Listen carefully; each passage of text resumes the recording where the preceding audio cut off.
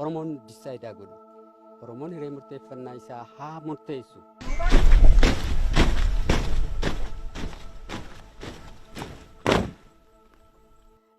Addi bilisummaa Oromoodhaa kaleessa guutuu dhaabbatu rakkoo Oromoo fi Itoophiyaa gidduu jiru.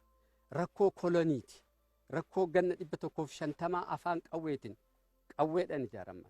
Qawweedhaan ijaaramanii qawwee sanaan kan biyya san tiksan qawwee sanaan kan Oromoo sodaachisanii ganna agasku bitaa turanidha jechuudha.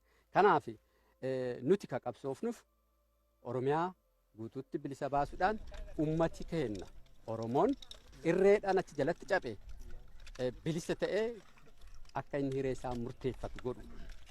Kanaaf akka adda bilisummaa Oromootitti nuti ganna 48 ol wareegama kan itti baafne Oromoo qofaaf osoo hin taane warreen sabaa sablammoota dhibiidhaa akka Oromootitti cunqurfaman biyya san keessatti jiran sun cufti carraa Oromoodhaa kan akka argatanii fi gabrummaa jalaa ba'anii nasii beekaa jalaa ba'ee waa'ee isaa akka inni murteeffatuu fi egeree isaatis egeree biyya Itoophiyaattis akka murteessuuf jechuudha.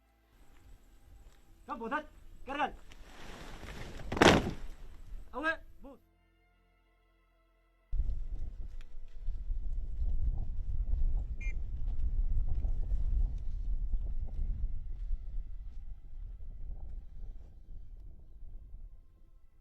Kuni waan jibba waliigalatti adda bilisummaa Oromootii fi waraana bilisummaa Oromootirraa qabani addunyaa kanatti fokkisiisuudhaaf dhiyeessanidha.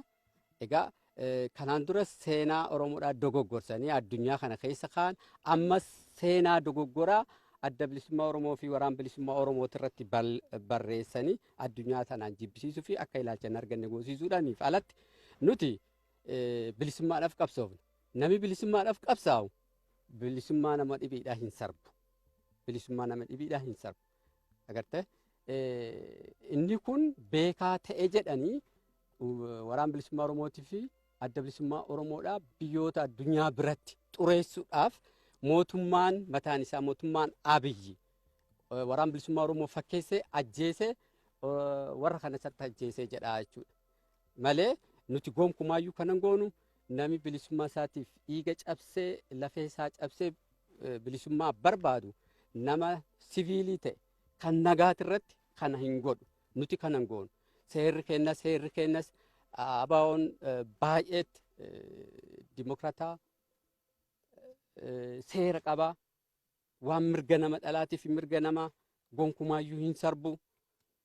Egaa inni kun namoota dhibiitiin beekamuu dhabuu baatus nuti ammoo akkasitti jira jechuudha. Nam tokko siviilii kamiyyuu hin ajjeefnusi nama qawwee qabatee nu dura dhaabbate kamiyyuu inni qawwee sitti dhokaase nulleen qawwee itti dhokaasna. Sanaan alatti dhibiidhaan jiru jechuudha.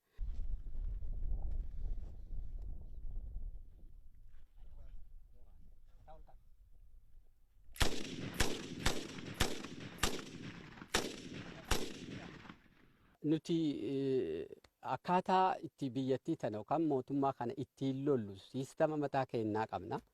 Isa kana keessatti Oromiyaa bal'oo tana keessatti waraana bal'inaan ijaaruudhaan akka sanaatitti lolluudha.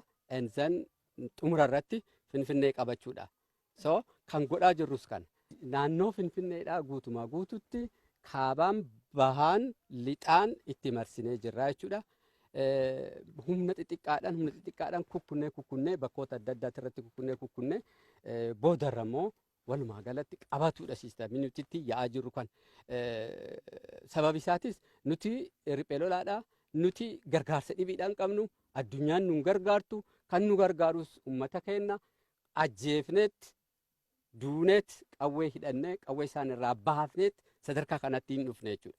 Kanaaf akka kanatti deemnee boodarratti isteeppa sadaffaarratti guutumaa guututti Oromiyaa qabachuu kan jedhudha jechuudha.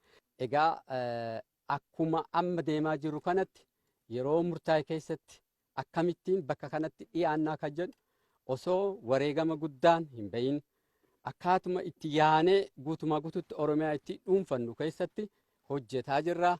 Kanas itti milkaa'aa jirra.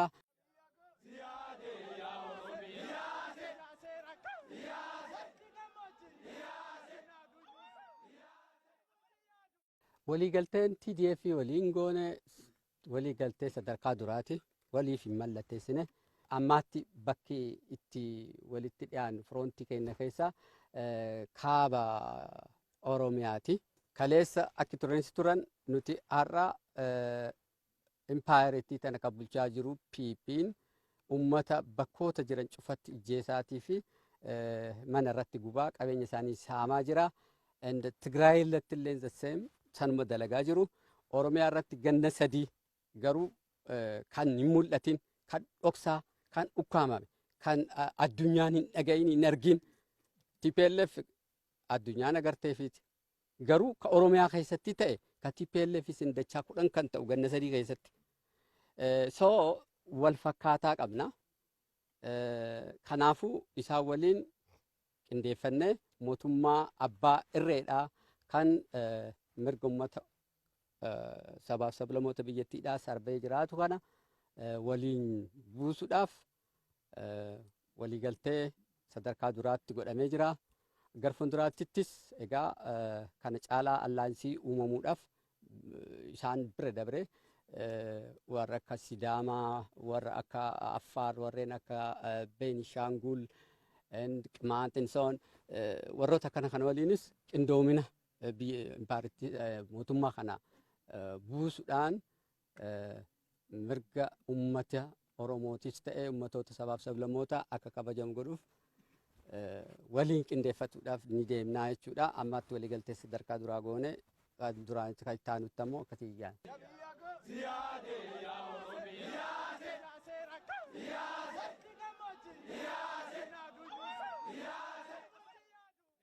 Nuti kaleessas qaqabsoo gooneef gabrummaatu qabsoo nu tochisiise.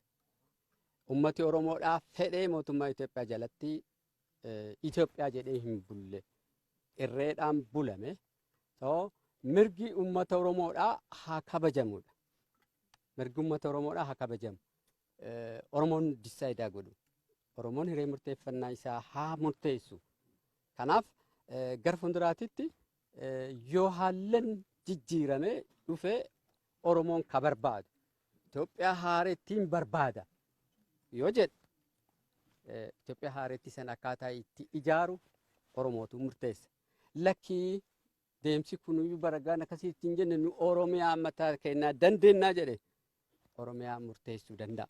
Nuti akka dhaabaatti ABO'n ka qabatee ka'es bilisummaa Oromoo fi walabummaa Oromiyaa deebisuudha. Achiin isa kana argamsiifteen boodatti hiree murteeffannaa uummata Oromootiin waa'ee egeree Oromootis ta'e egeree Itoophiyaadha akka murteessuudhaaf qabsoo godhe kanaaf wareegama guutuu baasa. Ammas nuti ka arma jirruuf qawwee Oromiyaa marsite ofirraa kaafne Oromoon bilisa ta'e waa'ee Oromootis ta'e waa'ee Itoophiyaatis innaa murteessudha. Isa kana keessa jirti jechuudha. Kanaafuu nuyi osoo hin taane kan murteessu uummata Oromooti jechuudha.